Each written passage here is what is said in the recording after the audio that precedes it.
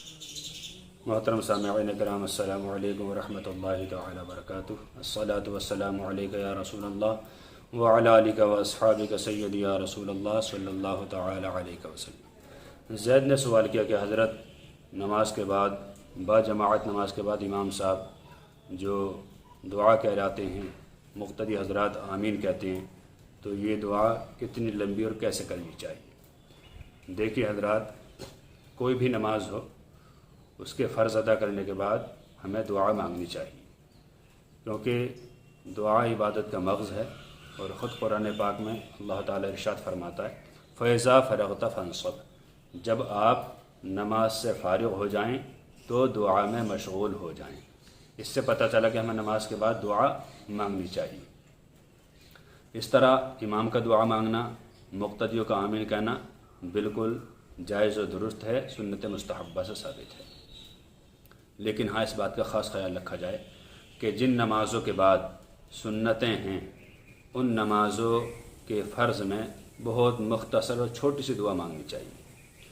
حضور صلی اللہ تعالیٰ علیہ وسلم کے بارے میں آتا، حضرت عائشہ صدیقہ رضی اللہ تعالیٰ عنہ سے مروی ہے، آپ فرماتے کہ حضور فرض نماز پڑھانے کے بعد اللہم انت السلام سے یا ذا الجلال والاکرام یہ دعا مانگتے تھے صرف، یعنی جو فرضوں کے بعد کی دعا عام طور پر کتابوں پہ لکھی ہوئی ہے، اللہم انت السلام منک السلام والیک یرجع السلام، پوری دعا اسے مانگتے تھے۔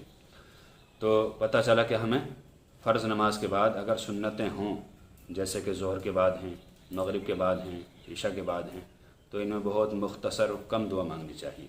آج کل ہمارے ائمہ حضرات ان نمازوں کے بعد بھی بہت لمبی لمبی دعائیں مانگ لیتے ہیں، طرح طرح کی آیات، حدیث اپنی طرف سے ملا کر کچھ نہ کچھ دعائیں بڑھا دیتے ہیں۔ بالکل چھوٹی سی مختصر دعا مانگنی چاہیے۔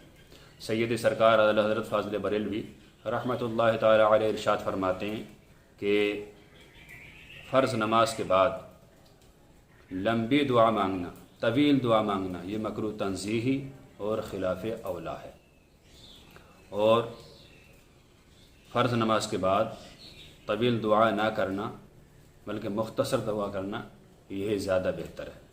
تو ہمیں چاہیے کہ ہم اس بات کا خاص خیال رکھیں کہ نمازوں کے بعد جن کے بعد سنت اور نفل وغیرہ ہوتے ہیں ان میں چھوٹی سی دعا مانگیں، اور نماز پڑھنے کے بعد پوری نماز سے فارغ ہونے کے بعد پھر جتنی دیر چاہیں آپ دعا مانگیں، اس میں کوئی حرج نہیں ہے۔ لیکن جن کے بعد سنتیں ہوتی ہیں ان فرضوں میں لمبی دعا کرنے کا یہ نقصان بتایا کہ جتنا ٹائم نکلتا چلا جائے گا اتنا ہی سنتوں کا ثواب کم ہوتا چلا جائے گا۔ اللہ تعالیٰ سے دعا کہ اللہ تعالیٰ ہمیں صحیح مسائل سیکھنے کی توفیق عطا فرمائے۔ السلام علیکم ورحمۃ اللہ تعالی وبرکاتہ۔